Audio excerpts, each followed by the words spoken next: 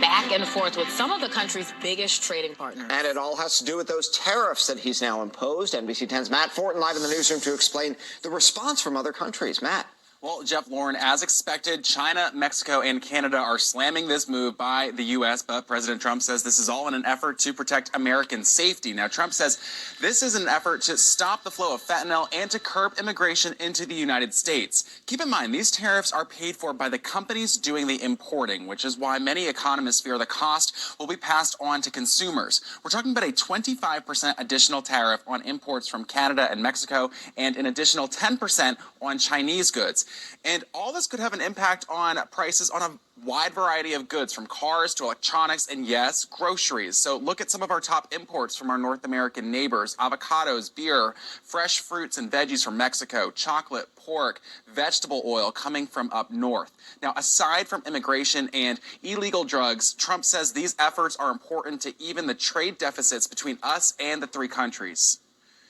We will really have to do that because we have very big deficits with those countries. Those tariffs may or may not rise with time. Mexico and Canada have never been good to us on trade. They've treated us very unfairly on trade. And we will be able to make that up very quickly because we don't need the products that they have.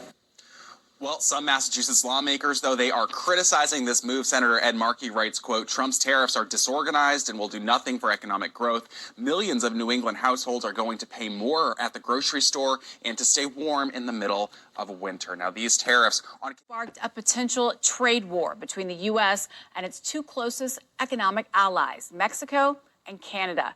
This after announcing 25% tariffs on most goods from those two countries. As Christian Benavides reports, the move is likely to raise the price of some of those goods for us back here at home. The tariffs levied against Mexico, Canada, and China are set to go into effect on Tuesday. They could lead to a rise in the price of cars, energy, spirits, lumber, and across the agriculture sector. President Donald Trump says they're necessary and in response to illegal immigration, illicit fentanyl, and trade deficits. Tariffs don't cause inflation, they cause success.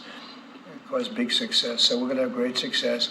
There could be some temporary short-term disruption, and people will understand that. Mexico and Canada are set to face 25% tariffs, with the exception of Canadian energy at 10%.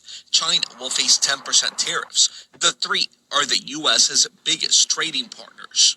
Tonight, I am announcing Canada will be responding to the U.S. trade action with 25% tariffs against $155 billion worth of American goods.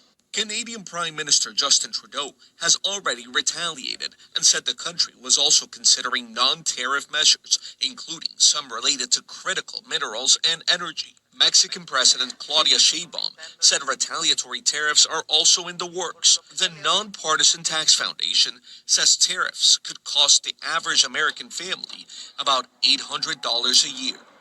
Christian Benavides,